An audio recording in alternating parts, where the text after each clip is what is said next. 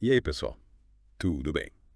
Prontos para mais um Deep Dive aqui no The Deep Dive. Preparadíssima. Hoje a gente vai mergulhar num assunto bem tenso, viu? Nossa, A usina nuclear de Zaporizhia, na Ucrânia.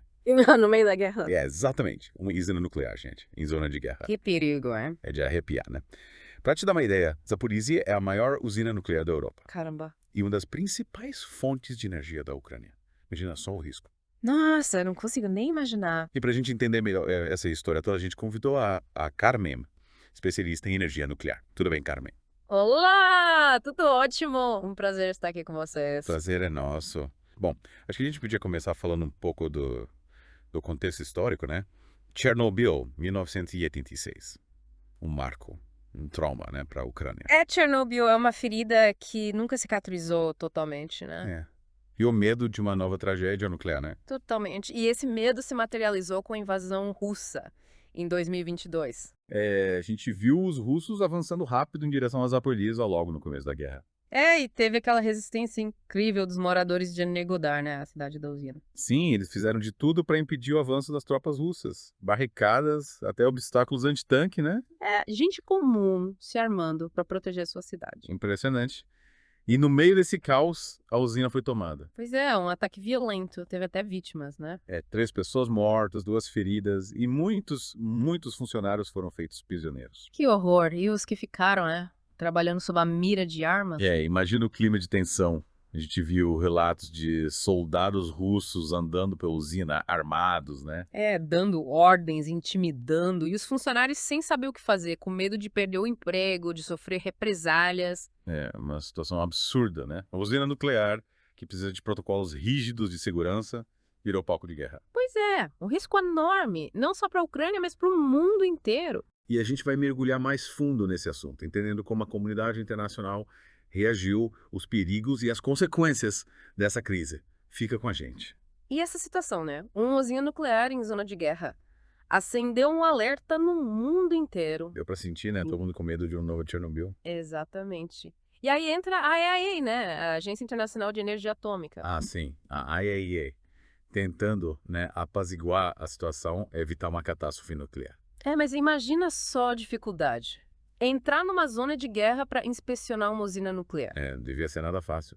E o Rafael Grossi, o diretor da IAEA, né, É. ele conseguiu visitar Zaporizhia. Conseguiu algumas vezes, mas com muita dificuldade. E ele viu coisas bem preocupantes. Que te quer? Danos no telhado do prédio onde fica o combustível usado. Equipamento militar russo dentro da usina. Caramba, sinal de que a Rússia estava usando a usina para fins militares, né? Exato. A IAEA pediu, né, a desmilitarização da área, mas Mas nada, né? infelizmente. E aí a gente entra num contexto ainda mais preocupante, que são as ameaças nucleares da Rússia. A gente ouviu, né, declarações bem pesadas de figuras importantes do governo russo. Pois é, o Dmitry Medvedev, ex-presidente, e o Sergei Karaganov, um conselheiro do Kremlin. Falando abertamente sobre usar armas nucleares, né? Exato. E aí a gente lembra do Memorando de Budapeste. Ah, sim, de 1994, quando a Ucrânia abriu mão do seu arsenal nuclear. Isso. Em troca de garantias de segurança da Rússia, dos Estados Unidos, do Reino Unido. E a Rússia simplesmente ignorou o acordo, né? Invadiu a Crimeia em 2014 e agora a Ucrânia. Exato. Quebrou a promessa, né? Isso mina a confiança nos tratados internacionais, né? Totalmente. Se a Rússia pode fazer isso, quem garante que outros países não vão querer ter armas nucleares também? É um precedente perigoso e a gente É. viu que a Rússia não se limita a ameaças, né? A destruição da barragem de Kakhovka. É verdade. Um absurdo, né? Total. Uma barragem enorme, importante para irrigação, abastecimento de água. E para a refrigeração da usina de Zaporizhia também. Exatamente. A destruição da barragem causou inundações, deslocou milhares de pessoas. Um desastre humanitário e ambiental. E mais um exemplo do desrespeito da Rússia pelas normas internacionais. E teve outros momentos tensos em Zaporizhia, né? A tentativa das forças ucranianas de retomar a usina em 2022. Sim, uma operação arriscada que acabou não dando certo. E né, conseguiu inspecionar a usina depois disso. Conseguiu em setembro de 2022 e constatou que a usina estava sendo usada para fins militares. Violação total das normas de segurança, né? Total. E os funcionários da usina, né? Imagine a situação deles. Trabalhando sob pressão, com medo, né? Exato. E muitos foram pressionados a assinar contratos com a Rosatom, a empresa estatal russa de energia nuclear. Colaborar com a Rússia, né? Porque Teve até casos de tortura de funcionários que se recusaram a assinar. Que situação, né? E enquanto isso, a população ucraniana sofrendo com a falta de energia. Sim, os ataques russos à infraestrutura energética causaram apagões, né? Deixando milhões de pessoas sem luz, sem aquecimento. Usando a energia como arma de guerra, né? É, uma tática cruel. E a gente continua, né, acompanhando essa história de Zaporizhia com a sensação de que a qualquer momento pode acontecer uma tragédia. E a gente volta já já para a última parte do nosso Deep Dive e voltamos para o nosso Deep Dive, gente. Zaporizhia, a usina nuclear no meio da guerra. A gente viu a IAEA tentando, né, fazer a Rússia desmilitarizar a área, mas sem sucesso. E a situação, bom, só piorou, né? É, a comunidade internacional pedindo, apelando, mas a Rússia ignorando tudo. E teve aquele ataque com drones, lembra? Em abril de 2024. Sim, perto da usina. Super preocupante. Imagina drones atacando uma usina nuclear. O risco de um acidente, né? E naquela época, a Rússia estava com aquela retórica pesada sobre usar armas nucleares. Pois é. O clima era de medo, de incerteza, ninguém sabia o que ia acontecer. E aí, no meio disso tudo, a Ucrânia fez uma coisa que ninguém esperava. É, foi surpreendente. Uma incursão em Kursk, território russo. Em agosto de 2024.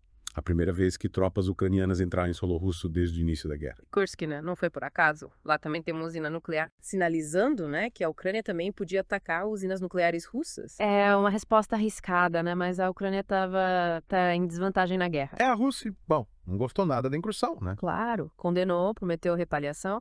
E aí, dias depois, teve um incêndio em Zaporizhia. O sistema de rejeição da usina. Exato. Aumentou ainda mais a tensão, né? Ninguém sabia se tinha sido sabotagem, ataque. É um mistério, né?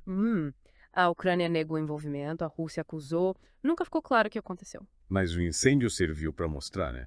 O quão frágil é a situação. Qualquer faísca pode causar um desastre. Totalmente. E os funcionários da usina, né? Imagine o medo.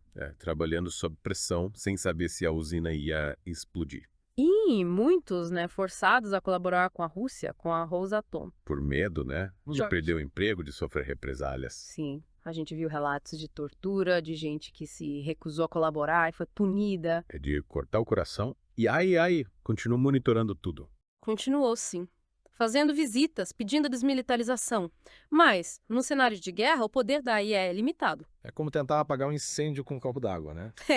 E Zaporizhia, infelizmente, continua sob controle da Rússia. Um símbolo do perigo das armas nucleares, da fragilidade da paz. E a gente fica aqui, né, torcendo para que essa história tenha um final menos trágico.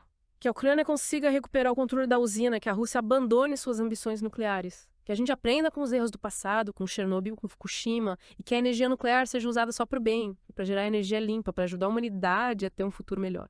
É isso, gente. Por hoje, o nosso mergulho em Zaporizhia termina aqui.